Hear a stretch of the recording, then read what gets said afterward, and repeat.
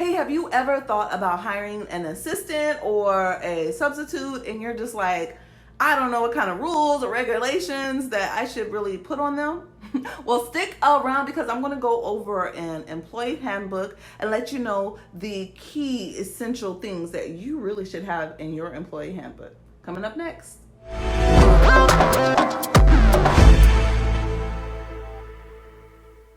What's going on, you amazing, beautiful, wonderful people? I am Sarafia, your Texas Master Registered Trainer, and welcome to Home Child Care Trainers, where we help you to start, grow, and succeed as a home child care business. And we do this by providing you with tips, tricks, and training all in the area of caring for children. If this is your first time, welcome, welcome, welcome. We are excited to have you. Like, that's my excitement. We're excited to have you. Go ahead and hit that subscribe button. Also hit the alert button. And then when you hit the alert button, you have to say how many times you want to get an alert or you will not get an alert. But hitting this button will let you know the next time I upload some more videos that is going to help you as a home child care provider, master this whole child care provider thing. Today we are talking all about employee handbook. That's right. I've been getting a lot of messages in my inbox. A lot of people have been hitting me up on YouTube like, oh, I don't know what to do with employee, or employee did this, employee did that. So in this video today, I'm going to outline everything that you really should have in your employee handbook. Now, I am not going to go into detail of each item because that's going to be broken up into separate little videos. I did a poll like 2-3 weeks ago and I asked you guys, did you want a long video explaining everything or did you want tiny little videos explaining? And well, the majority of you said that you wanted tiny little videos, but guess what? Everyone's a winner because I'm going to do it both ways. Today, I'm going to explain everything you should have in there, meaning the outline, the bullet points, the major things. And then each video, I'm going to break it down. So each section is going to have its own video, and I'm going to put it into a playlist called Home Child Care Provider Employee Handbook Playlist. Hello, how genius. I mean, I'm telling you, I'm such a genius. Like, I just thought of that off the top of my head, like the best title in the whole wide world, like so generic.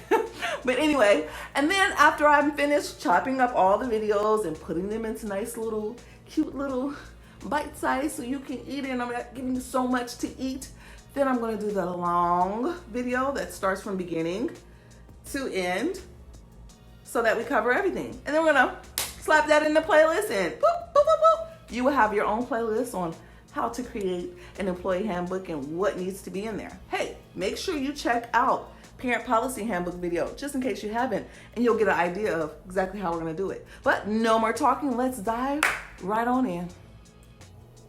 As always, please make sure that you check with your licensing representative or your state to make sure you're following the proper guidelines for your area. Every state, city, and county is different. So even though this employee handbook can be used by you, you want to make sure that everything lines up. There may be some things that you have to add, and there may be some things that you have to take out. For example, in Texas, we are an at-will state.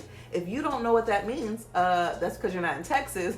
But I will explain about it a little bit more. This employee handbook has been tailored for the state of Texas. But again, like I said, you can find a lot of good information in there. Just please check with your licensing representative to make sure that you are following the proper guidelines for your area. All right, this is the table of contents of the employee handbook. Again, we're just going to go through all the bullet points to make sure that you have it inside of your employee handbook. And then I will be making separate videos that I will upload to go into each item. First thing you're going to want is your employee statement, welcome statement. You want them to feel welcome and why they are here. Next thing you're going to have is your mission and your vision statement. Make sure that you outline what you guys are all about. They need to know why they're working. What are you there for? Money, to make more money? Is that the vision? Is your vision to help children learn how to read and write? Like, it needs to be in there, and your employees need to know that so they can line up their work ethics with what you are looking for.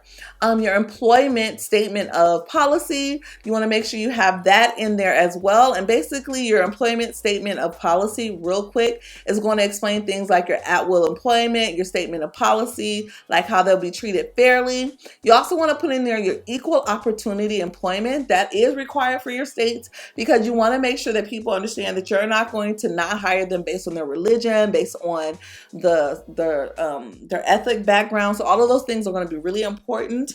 I like to put in the NAEYC guidelines. It is the National Association of Education for Young Children. There's a lot of associations that you can join. I will definitely put them in the link in the description box with links. Confidentiality. You're going to talk about confidentiality within your home daycare. What people can share or not share, especially with a social media world. You're going to talk about curriculum and what they're going to be doing in regards to curriculum, accidents, state licensing rules and procedures. Your employees need to know that. Sexual and other unlawful harassment. You're probably laughing and like, oh, it's just a home daycare. But you know, this information is not just for home daycare. It's also for centers. But guess what? Even as a home daycare and you hire someone, comment below if you've hired someone and y'all were friends or you started off and everything was cool, but then when things did not go their way, all this crazy stuff just started coming out. So you want to make sure you put that in there. Child abuse prevention policy, it definitely needs to be in there because they need to know what to do in the event that this happens. Gross misconduct, if they're just like bluntly disrespectful and all that stuff, that needs to be in there, like how you're going to handle that. Reporting abuse and neglect, they need to know how to report the abuse and neglect. Their schedule, their time off, timekeeping, overtime, clocking in and clocking out, their orientation training, and their introductory period, if you choose to have an introductory period. Your employment termination. Outside employment, do you want them to work with a competitor while they're working with you? Coaching and progressing, letting them know how you coach and how you're going to allow them to progress with you. Progressing, obviously, is a home daycare, but it may help with their raises if you let them know right off the bat what to expect. Disciplinary actions, you need to talk about the personal appearance, their jewelry, their shoes, their clothing. Professional demeanor, 4 characteristics to maintaining a professional demeanor is on there. Performance evaluation, your daily support, coaching meetings, 6-month review, introductory period, and performance evaluation. Visitors, if they're allowed to have visitors come visit your house. Payroll, paychecks, pay deduction. How does this work? Administrative pay corrections. If something was wrong on your end, how are you going to fix it? That needs to be outlined. And employee check loss policy. Like if they lose their check and they didn't cash it yet, what is your policy to deal with that? Benefits. If they have children, are they going to receive any kind of discounts? Family, the FMLA. This is like if someone like funeral, all of this falls under that. Paid vacation, paid holidays, sick leave, mental health days.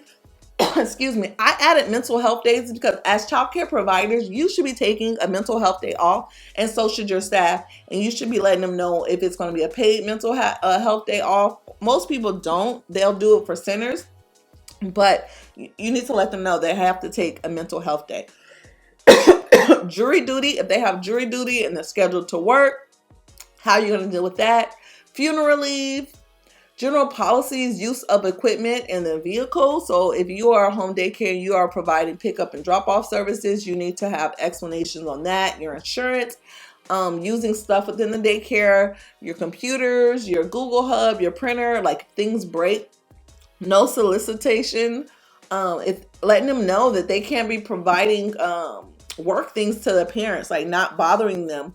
Letting you know if they can enroll their own children. Telephones and meals, like when they're going to eat, if they're allowed to be on the telephone during the hours of operation. And then last but not least, your employee acknowledgement form. You want to be able to have documented that you gave them all of this stuff and they signed it and they had a chance to ask any questions. Now, that is everything that we're going to cover. So every one of these things, 1, 2, 3, 4, 5, and it just goes all the way. Those are all separate videos because believe it or not, it's just so much knowledge. Like this is where I get geeked out because I am a human resource management nerd and junkie. That is what my degree is in. After education, it is HR. And so I'm going to like really go into details on how to write your mission and your vision. Go into details about confidentiality, sexual and unlawful harassment. I mean, believe it or not, it is in here even as a home daycare for many different reasons because obviously I've seen it or been through it myself, or because you need to get this practice if you're planning on becoming bigger as your home daycare or even one day becoming a center. And guess what?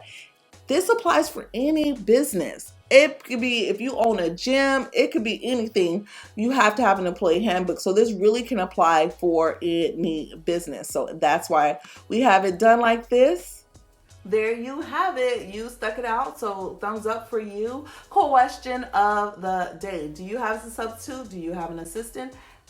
Have you been thinking about hiring an assistant or a substitute? Comment below. Make sure you let us know. Remember, interacting within this group, that's how we grow this community, continue to help each other out. This is a channel for every single person. As always, thank you for tuning in to Home Child Care Trainers, where we help you to start, grow, and succeed as home child care providers by providing you with tips, tricks, and training, all in the area of caring for children. You guys are amazing. As always, like the video. Or not like the video. I mean, for me, it really doesn't matter. But like the video, share the video. But of course, make sure you are learning from the video. Now, cue the music.